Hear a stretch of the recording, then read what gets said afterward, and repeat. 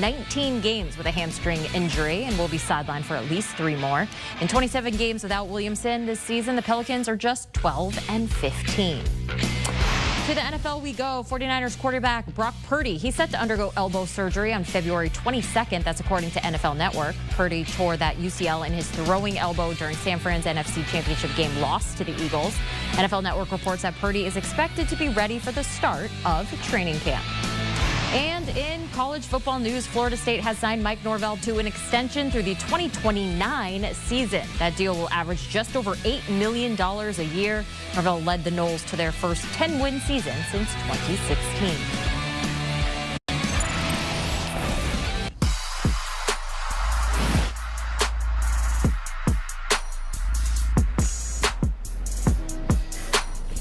And our Pick Six podcast guys are out in Glendale, Arizona, getting you ready for Super Bowl 57.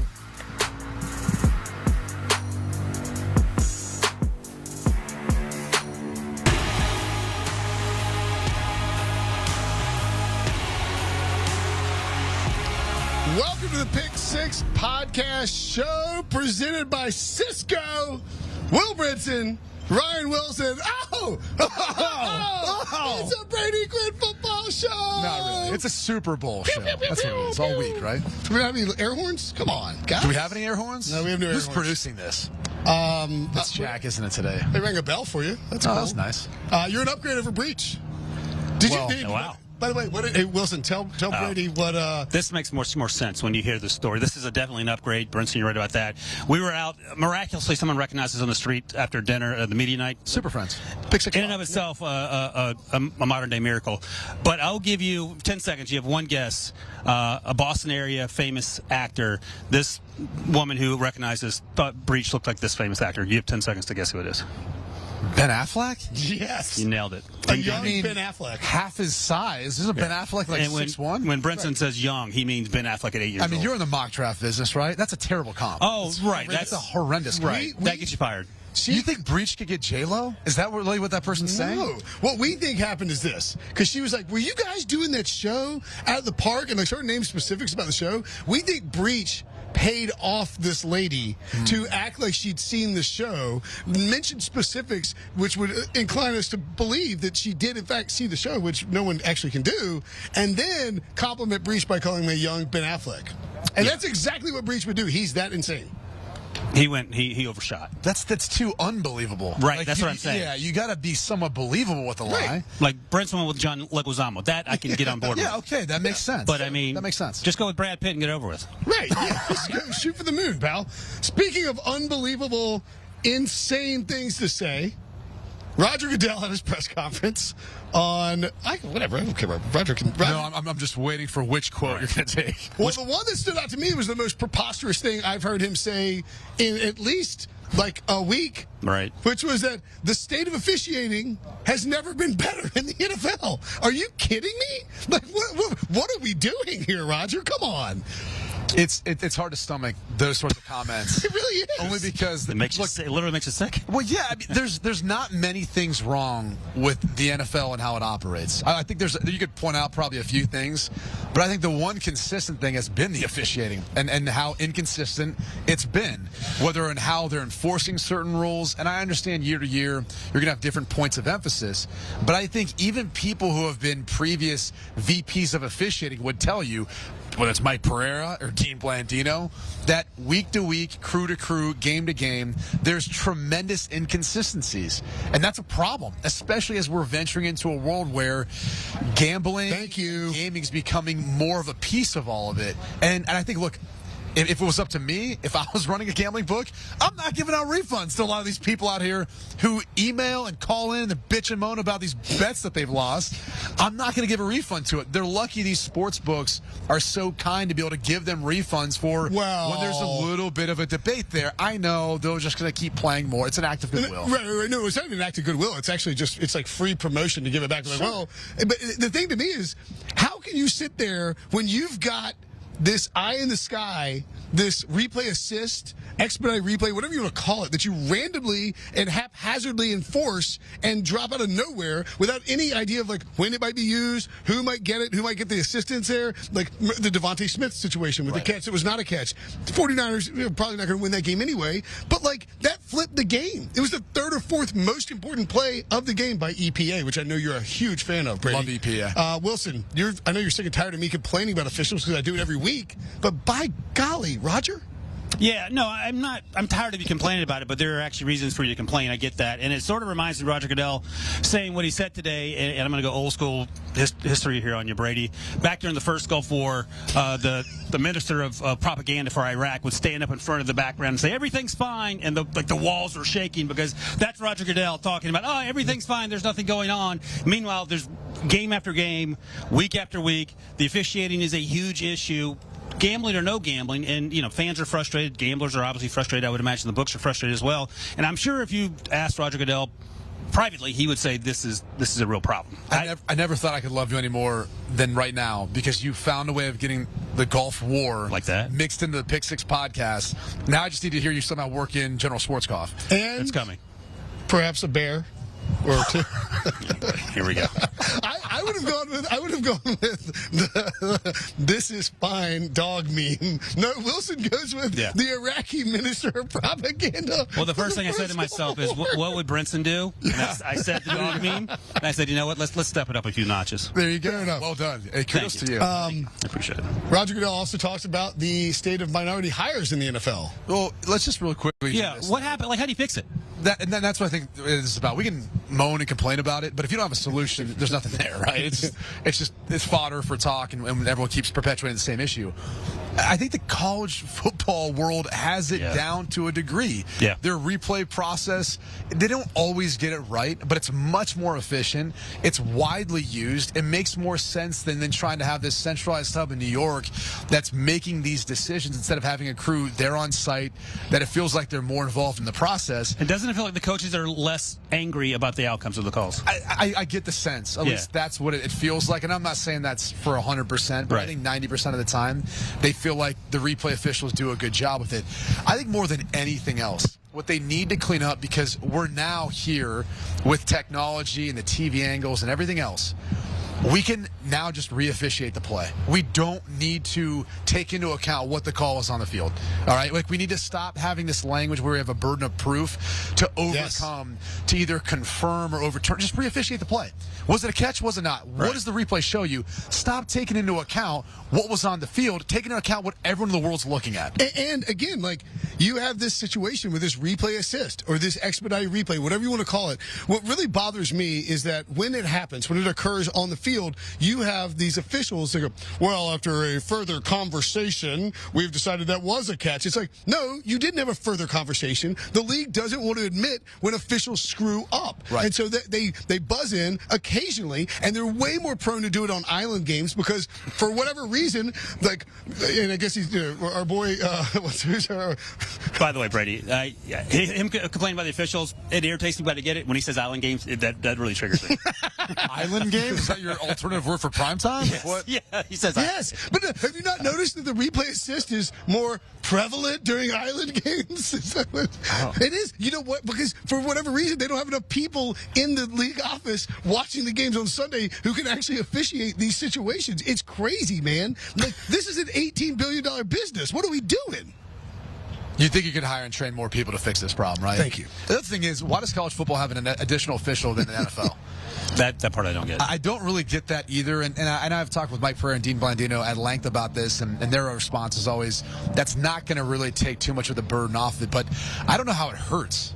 I mean, I think if you're divvying up tasks even more so, it's an extra set of eyes, it's an extra vantage point that you could have someone who maybe sees something differently, and as they come in to all discuss whatever that conversation is, a call on the field, they can hopefully have a better angle of getting it right. So that's another piece of it where, is this just the NFL being cheap? I mean, is that part of it, or do they just not mind the controversy? Because I think that's part of it. Kind of perpetuates the conversation throughout the course of the week with some of the games. Right. All right. I'm being told that we are talking far too much about officiating. What do you got? If you like more officiating chatter, by all means, subscribe to the Pick Six podcast. You will get it every Sunday, right off the bat, usually. So, minority hires. Roger Goodell, I think he thinks there's been progress. Do we agree with him, yes or no? Yeah, well, compared to what? Yes, is probably the answer. D'Amico Ryan's got hired this cycle. We'll see what happens with Eric Bieniemy. Probably looks like he's not going to get the Cardinals job, I don't think. But it's better. But again, Steve Wilkes got fired after going 6-6, right? For a team that hired Frank Reich. I would say the biggest thing is we need to get more minority coaches on the offensive side of the ball.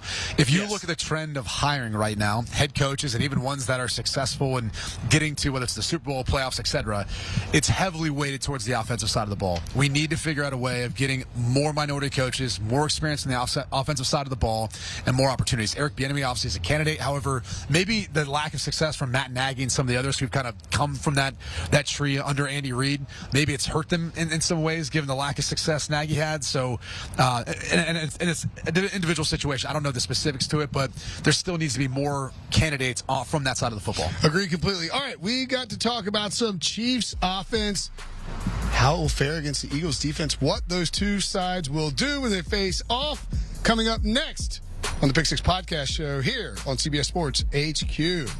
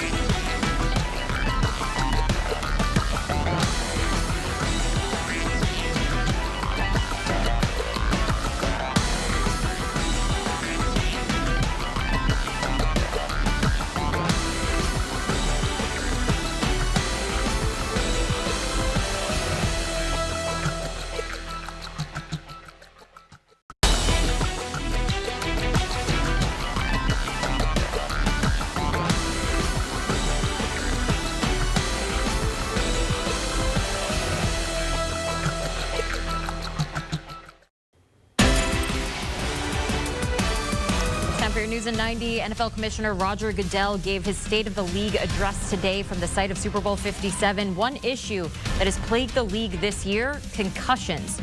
There were 149 this season, a stark rise of 18% from the year before. Goodell laid out the NFL's plan to make the game safer. Anytime we can change the protocols to make it safer for our players, we're going to do that.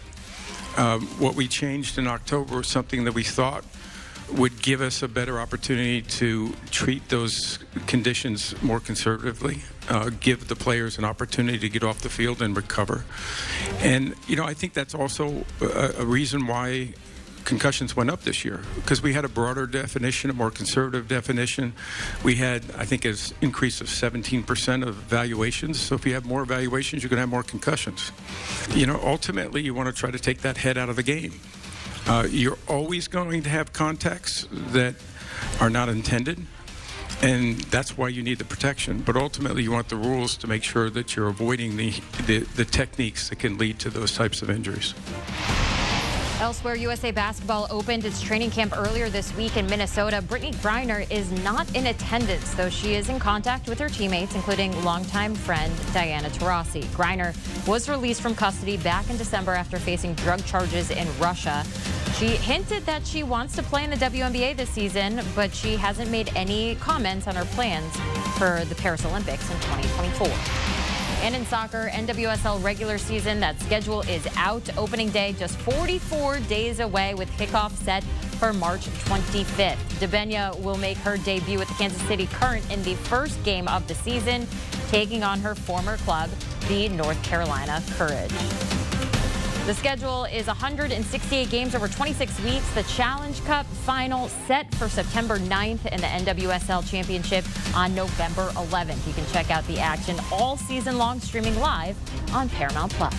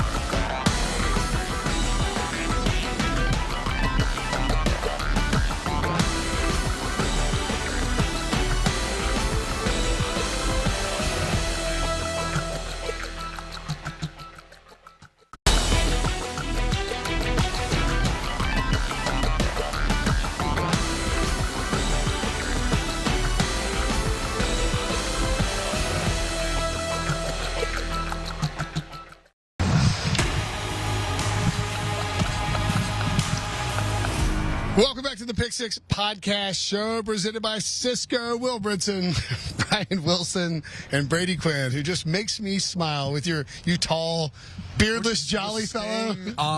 On the track so far, we have not just jerked the wheel of the car into a ditch yet, but it could happen. Early. I'm dying. It's like that. I know you're a big meme guy, Wilson. What do you got? You know that meme where it's like the street sign, you fill out the street sign, it's like the car swerving hard, right?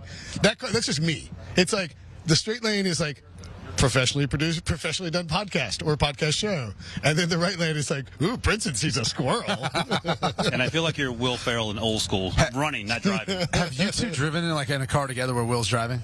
Yeah, I don't have any bad memories, but Breach certainly does. Well, I was going to say, like, you typically seem like the type of guy that if you're driving, right, you turn back to talk to people while you're driving. Like, you seem like that type of distracted driver. Is that fair? Yeah. I would say that I am an elite. Wait, what'd you say? What'd you say back there? No. I'm an elite driver. Elite. Okay. Well, you live in a rural area. It's hard to hit other people on the road may not agree with that, but that's them a problem, not a me problem. Moving on to the topic at hand, the Chiefs offense versus the Eagles defense in Super Bowl 57, which, by the way, we're covering here from lovely Phoenix. The weather here is spectacular, I might add. It's been great. Was that surprised you? You didn't know this was going to be the case this time of year? There's some interesting cumulus clouds. I'm just kidding. I'm not seeing a cloud. I was trying to do a tangent joke. Brady, you're a former NFL quarterback. Yeah. Actually played for the Chiefs. Yeah. What do you think is going to happen when the Chiefs have the ball against this Eagles defense? Because, as we've noted several times this week, the Eagles, third most sacks in NFL history by a team, only trailing the 84 and 85 Chicago Bears. Decent defenses. Yeah, no, I mean, obviously they can get pressure. This is a much better offensive line group, though, than I think what the Kansas City Chiefs had the last time they were in the Super Bowl. So that obviously helps out Patrick Mahomes. But the difference, too, is I think how he's continue to progress as a quarterback, playing from the pocket, going through his reads and progressions, and taking what's there for him. Now, part of that's because they don't have Tyreek Hill, a guy who, when you have a number one like Tyreek Hill as a quarterback, you're going to sit on him an extra beat. You're going to try to extend plays to allow him to separate downfield. That hasn't been quite as much that. The question becomes, as we're looking at all these, athletic plays from Patrick Mahomes, what is his mobility going to be with the ankle? Now, with a couple of additional weeks to recover, he's not going to be 100%, but based on how he looked in the AFC Championship game, I don't think he's going to be hampered quite as much. I mean, he was moving around outside the pocket, inside the pocket, had a big run towards the end. Obviously, that ends up setting up the game-winning field goal with the penalty from Joseph Asai. But the reality is he's developed and continued to progress as a quarterback this season without Tyreek Hill. And I think that's one of the reasons why I'm pretty bullish on them to win this one in a tight game. No, I like them a lot. Do you want to ask me a question, or do you want me to go? Oh, you're pointing at me. I didn't want to. No. I just had the pin. Oh, gotcha. But my concern, Brady, is this. You sure? Okay. So we saw in the championship game, Patrick rolled to his right, and he landed awkwardly on his foot. Didn't turn his ankle, but it hurt. No, it was rolled to his left. Rolled to his left, right, and he landed awkwardly on his foot, and he didn't, he didn't turn his ankle, but it obviously left him in some pain. That compounded, and 2 weeks later he's better, but he's not completely healed. That compounded with taking one hit or two hit by this pass rush that Brinson was talking about. I would imagine as a quarterback, that's in the back of your mind, knowing that you're not 100%, and you just might have Javon Hargrave, for example, body slam you to the ground. It's something that is going to be in the back of your mind, obviously, depending on how the game starts. If they start getting pressure early with just 4, that internal clock in your head's like, all right, we're not going to have a lot of time today. The good thing is also he's got a coach who's experienced in this where they make adjustments every single drive. People act like, we wait till halftime, we all get together, really talk about all the adjustments. Every single time you come off the field, you're making adjustments on the sideline. So Andy Reid's going to see it. Patrick Mahomes is going to communicate that to him, and everyone else, Eric Bieniemy, who's a part of it's going to see it. I think they're going to spread them out. I think they're going to get the ball out quick. I think the running backs are going to be big in the screen game and out of the backfield. That's a good matchup for them. But I think that's one of the things. That's how you frustrate those guys. And I know they don't want to run the football, and the Chiefs don't look at I guess I can put it this way. They look at the outside wide receiver screen game as basically an extension of the runs. Yeah, for sure. And when you've got bigger interior players like Fletcher Cox, like Javon Hargrave, who's had a great year, you get him running side to side early. You get him worn down. You get him trying to rush upfield, then have to redirect back down after a screen. You get them moving like that. You tire them out, so the second half, then you start getting a beat on them. You can run the football, especially if you've got a bit of a lead. So that's what I more suspect is going to happen. Spread them out, ball out quick, screen game, flats, take what the defense gives you to wear them down. So I think that's a really interesting point about the screen game in particular, especially because, and we talked about this on the podcast with Anthony Gargano of 95.7 The Fan, or 95.7 in Philly, whatever the call sign is. But he was pointing out that it's possible, and I think I kind of agree with this theory, that after 2 weeks of like a heavy dose of Isaiah Pacheco, it's possible Andy Reid, or let me ask you this, Brady, is it possible that Andy Reid was using the last 2 weeks Pacheco heavy in order to sort of set up the possibility of going back to Jarrett McKinnon aggressively in that screen game, knowing, and I know that's like a little short-sighted, but like that is something that feels very Andy Reid-esque. I don't know that he was using Isaiah Pacheco as a chess piece for later on. I think he just thinks that much of Isaiah Pacheco. I think he's that dynamic, he's that fast. He's one of their best playmakers. You can maybe make the case he is one of their best home run hitters, or their best home run hitter, if you get them the ball in space. I mean, Marquez Valdez-Scantling obviously has speed. Sky Moore, if Miko Harbin was playing, you would consider them in part of that too. But Pacheco's a guy to get the ball too easy, and he can do something with yards after the catch, yards after contact. So, look, this is some of the things that I think you're going to see them mix in. McKinnon will be a part of it. I'm more interested to see if Clyde Edwards-Helaire is even active for this. I know they brought him on the active roster. Did they even activate him for the game? Or have the other two done such a good job at this point where there's just not enough to know what kind of impact he'll have and if it's worth putting him on the active roster for game day? And we've seen him be a red zone weapon too, where like they use him in the shovel passes, the screens, like the Texas he's a reliable back. He's shorter, shiftier kind of guy like that. Justify the first round pick for once. Well, there's that too. Just pretend Pacheco's a first rounder, and then or you just add them together. It's 3.5 round picks. That's what you got. One thing I'd sort of thrown out is, and I'm curious, but you think of, like, how often you see this in NFL games, because it is difficult to do, but could the Eagles defense overload their left side and try and force Mahomes to roll to his left? Yeah, so you're going to have a variety of pressure looks. And usually, if they feel like, hey, his completion percentage really drops when he rolls one way or another, it's not even so much that they're going to overload one side. What they typically do, and this usually happens after the snap of the football, is it's the stunts in the games. And as a quarterback, as you're dropping back, your eyes are going to be downfield looking past what's in front of me, but you still feel it, right? Your peripheral vision still feels that. So as you kind of feel all these bodies moving from the right to the left, you naturally are thinking, okay, there's space there. Where the Eagles and most defensive coordinators get you is they take one of those interior guys, or even sometimes guys on the left side of the formation, and they'll rush them all the way around the outside to the right side of the defensive formation, offense is left, and that's where you kind of get that rusher that comes around late, and it then gets the quarterback who's flushed out of the pocket or moved too much. That happens all the time, and it's a natural progression for a lot of quarterbacks when you're trying to feel space in the pocket. Do you think that we'll see any bear fronts in this particular game, or any unique bear fronts? I think you're not going to see bear fronts. We're trying to work in as many bear references as possible based on our pre-show conversation of a great movie that's coming out.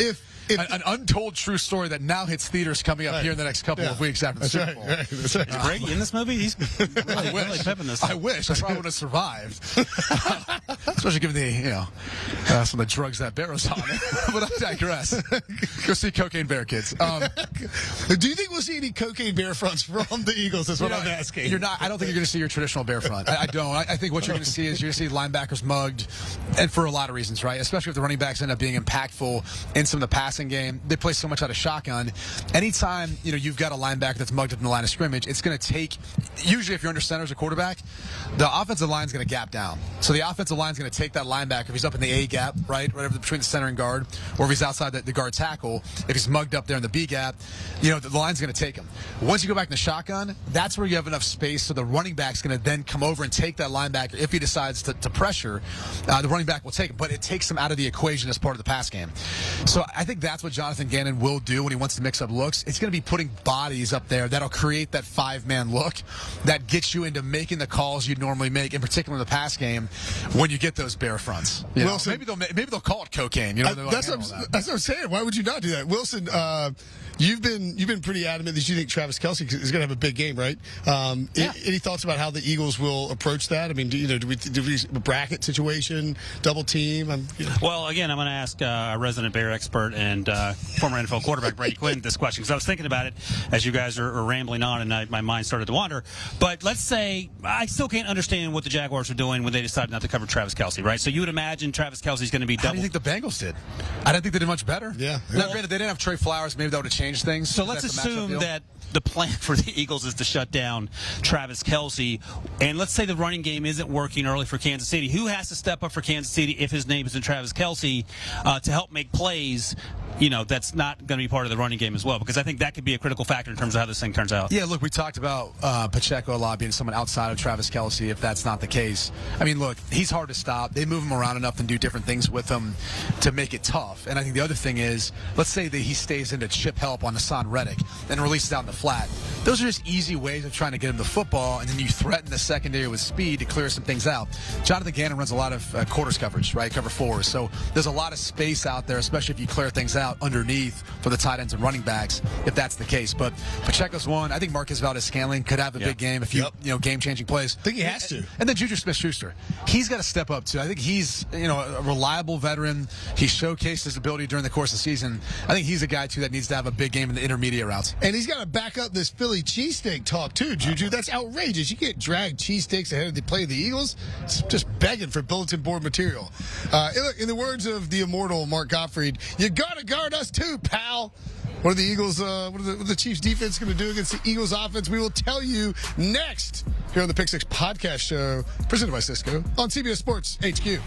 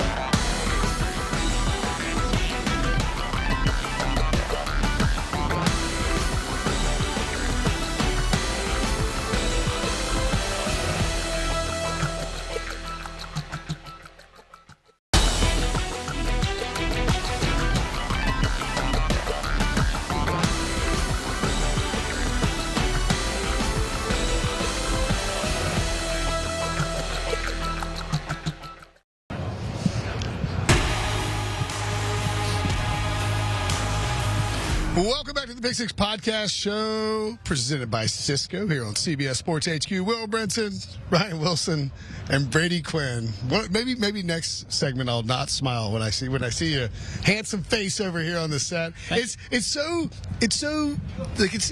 an enthusiasm unknown to mankind. Seeing you versus seeing Breach over there, like you can't tell if he's like about to fall out of his chair or just start. Where's Breach, by the way? Is Britney Spears in town? I know he's a big Britney Spears fan. Yeah, you know he actually has like a $500 StubHub credit from when he went to he won in a class action lawsuit after he bought Britney Spears. That's the least surprising thing I've heard all day. You hear that and you're like, yeah, that totally checks out. Yeah, like that's very much John Breach of him. Breach will be back tomorrow on the show. We got 2 more days after today. We'll see. Maybe, yeah, we'll see. And then Sully will join us on Friday. Got a big game tonight. We'll see. Well, and of course, Chris Hassel and crew anchoring our coverage all week long here on CBS Sports HQ. Eagles offense. I'm very curious, Brady Quinn, to see how the Eagles attack the Chiefs defense.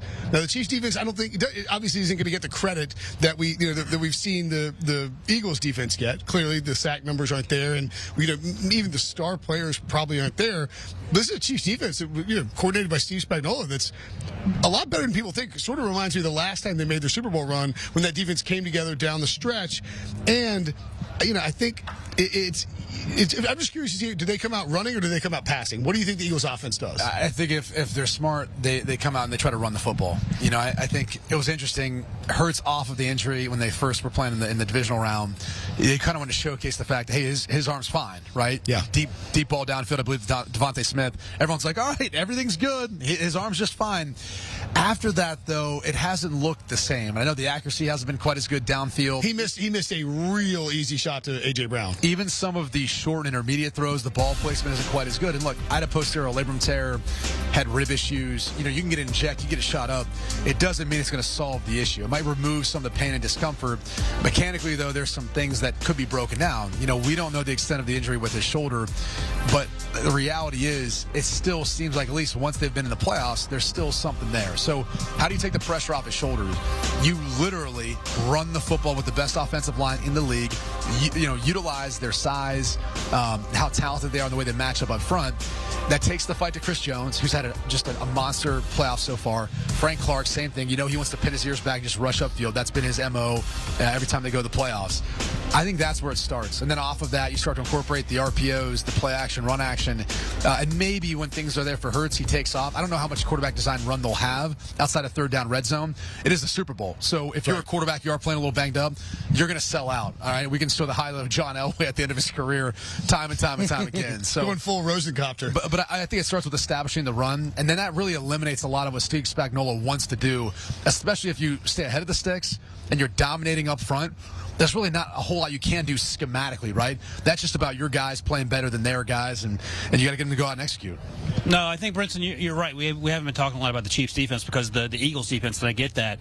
But one of the things that Rick Spiel and I talked about yesterday on the First Pick podcast is how many rookies that the Chiefs have playing on both sides of the ball, but primarily defensively. We talked about Isaiah Pacheco, the 7th-round pick, last segment, but they have Jalen Watson, the 7th-round pick. They have Trent McDuffie, who went early in the draft. George Karlaftis just won the first round. It had a fantastic. You can see the guys here. Sky Moore, Brian Cook, all contributed. Josh Williams had to come in late in the game against the Bengals and play because of injuries to L'Jarius Sneed.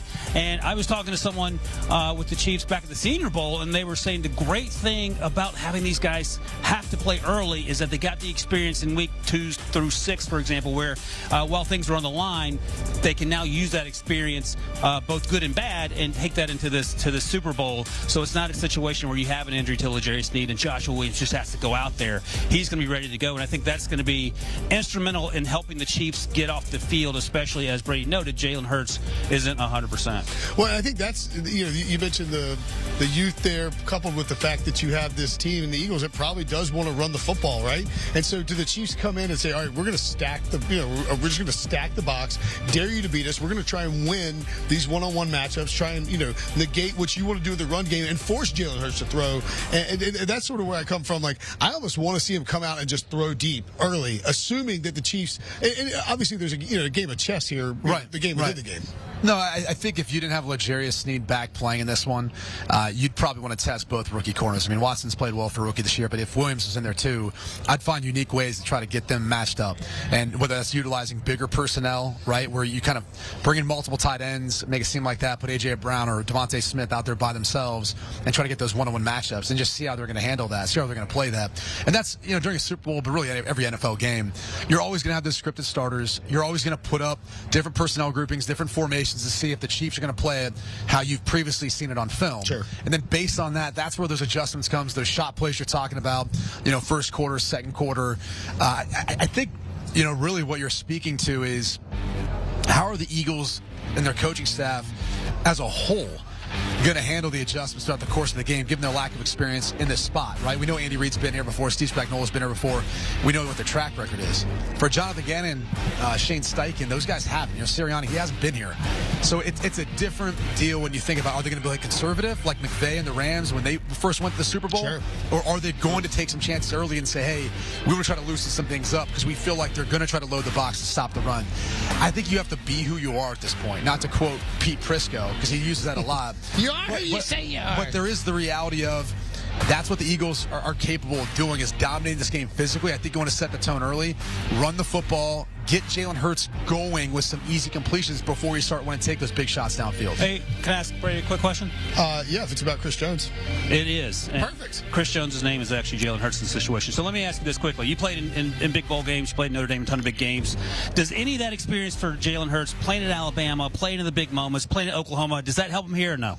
No, of course, because he already understands, how to really lock in and load into all of that. I mean, nowadays, I think the way the games are so big coming from college, I think you can almost make that case for every guy, even in the regular season. There's just not as many distractions as what it felt like it used to be. Yeah. Most of the guys, when they are on these big stages, they understand how to condition themselves not to get sucked into all of that. So, I don't think Jalen Hurts is going to have any issue whatsoever if he comes out and is rusty.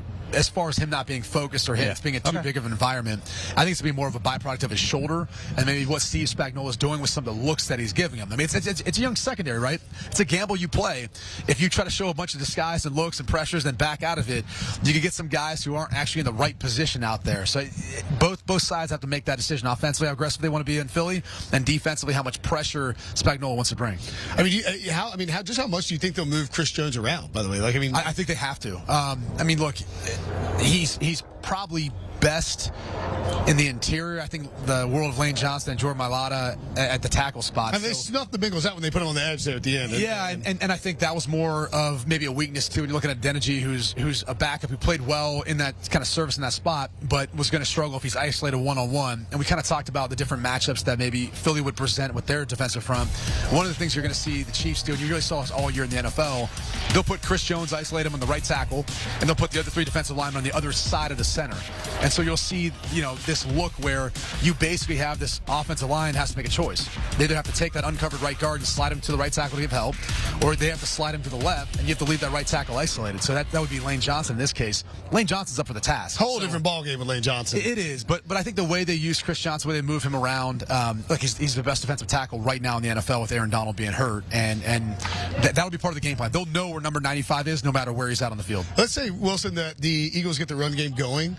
Do you think there's a sneaky chance, and I'm maybe wish-casting a bit here as somebody who used one of his free promo bets on a 100-to-1 long shot MVP, any chance like a Kenneth Gainwell, a Boston Scott get cooking and steal the MVP award? Yeah, Corey Clement scored in the last Eagles Super Bowl. That's what I'm saying, baby. I thought you were going to go where our buddy Tyler Sullivan went yesterday.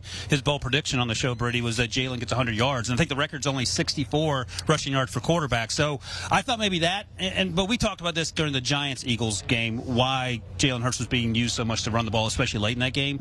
But absolutely, we could see a Kenneth Gainwell. Is Miles Sanders too rich for your blood? The expectation is that he's going to do well? Or is I just like the idea. I'll be honest, I saw it from Doug Kazarian over at ESPN. 100-to-1. I didn't realize Gainwell was that long. I don't hate the. To score a touchdown or to win the MVP? To win MVP. Oh, yeah. Okay, yeah. Plus 350 to score a touchdown. Yeah, no, absolutely could happen. I think if you go back and watch the NFC Championship game, you'll see the different rush patterns that the 49ers were using, DeMeco Ryans was using to flush Jalen Hurts out of the pocket. And it was almost as if they weren't so concerned because they had contain about him running. They were really just trying to cut the field in half. Because if you're comparing these two quarterbacks, Mahomes can throw back across the field, and he's got that incredible arm to be able to roll left, throw right, throw left.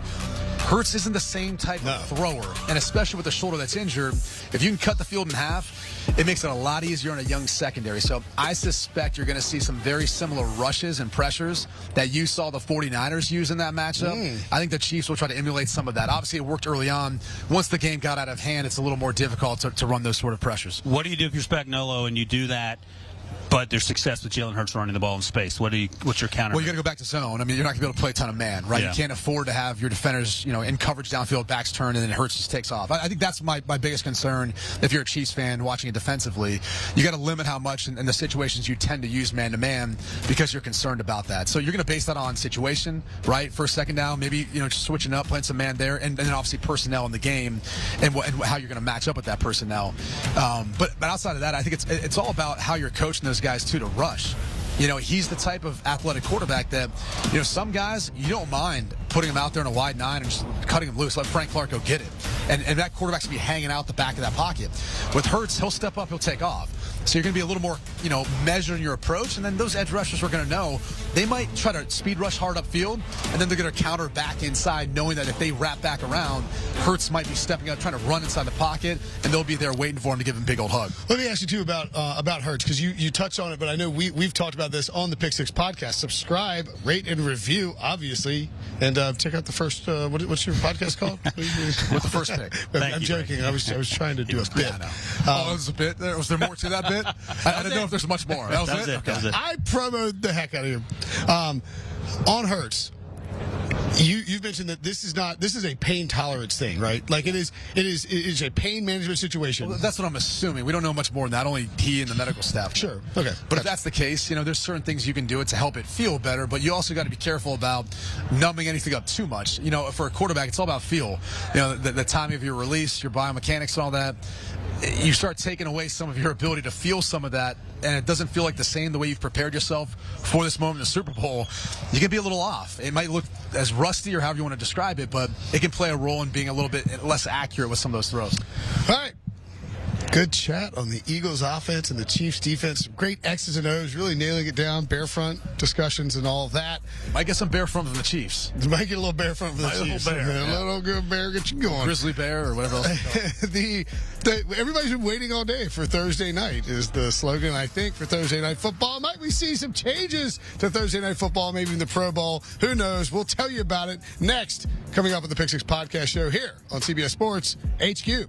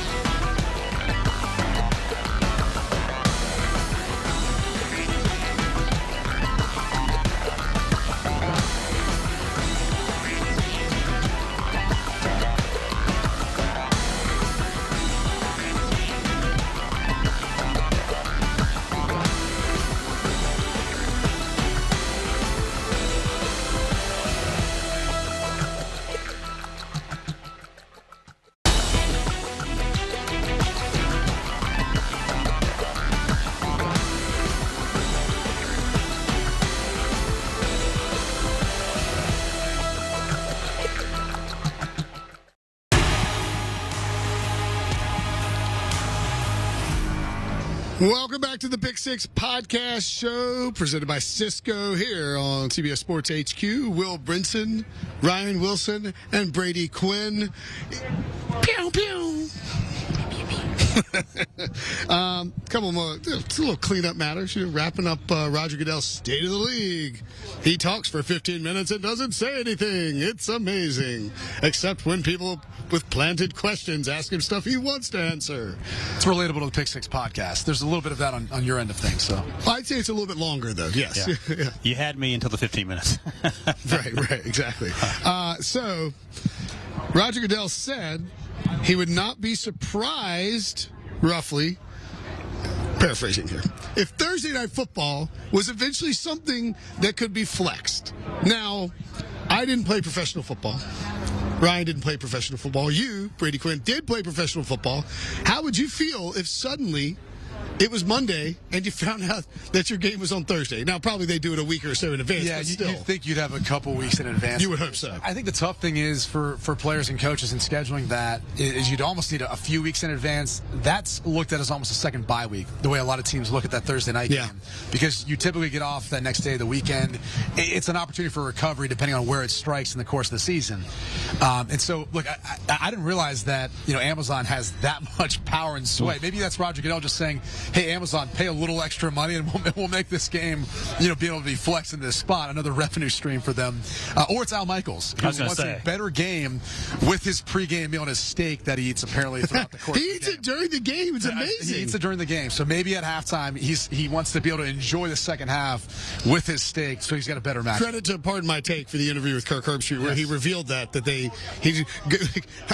Kirk's like, he's like, usually I do this other show on Saturdays, pretty big show. He's like, they bring me a sandwich. Yeah. He's like, start doing Amazon Thursday Night Football, and Al Michaels is just mealing down on a prime rib. Budget, the NFL budget, two completely different things. Yeah, that Bezos money, man, it kicks it. Yeah, the guy builds rockets. Yeah, that look like pepper grinders. Pepper mills, whatever it's called. Sure, whatever you say. Wilson, what do you think about the idea of flip-flopping around teams on Thursday Night Football? I'll just say, first of all, I'm pretty much living in a simulation. I'll leave it at that.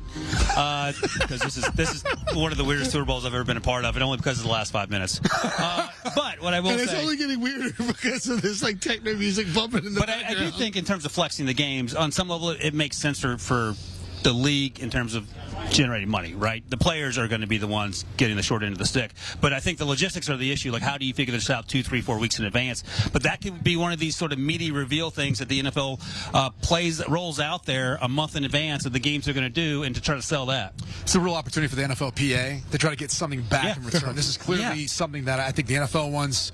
Obviously, Amazon wants. This is an opportunity. If you're the NFLPA, the union, you go try to get something back in return, whatever that may be.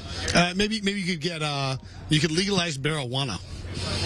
Just kidding. That's what they got last time in exchange for what, like an 18-game schedule? It wasn't legalized. I think the threshold was made as such where it's... Right. I mean, fine. Make it legal. Fine. That's just give them something that you were going to give them anyway. All right, I'm told we're supposed to leave now. Roger Goodell also said, I don't see us going back to the old Pro Bowl format. Not really a huge surprise there, right? No, but... the Pro Bowl's not what it used to be. Yeah. When it was in Hawaii, it was a treat. It was really something that players looked forward to, that took their families to. And guys played in it. And then it used to be looked at as, hey, that was a true accomplishment. Now, I don't think it's viewed as the same way anymore. When you say a guy's a Pro Bowl caliber player, it's viewed differently, especially amongst the guys who remember back when you got that invite, you went, it was something special. No, it just feels like it's a popularity contest in the sense that the fans enjoy it, the voting process. I haven't seen the ratings for the flag football thing, but if I'm sure it's great. And then it's going to continue to happen. You don't think it's great? The NFL could do anything, and it's going to end up being big.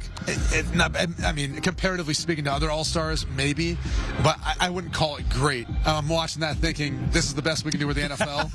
Just give them the bye week. Like let everyone hang out, have fun. Give them a check for $85,000 and move on, and everybody take a vacation.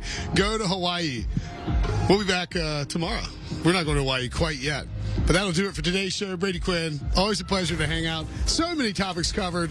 If you want more Brady Quinn, check out the Pick Six podcast. You can watch it on YouTube. You can listen to it on Spotify or Apple Podcasts, wherever you get your podcasts. And of course, more Chris Hassel all week long. Look at this handsome fella, live from Phoenix, CBS Sports HQ with all your coverage. Thanks for watching. We'll see you guys later.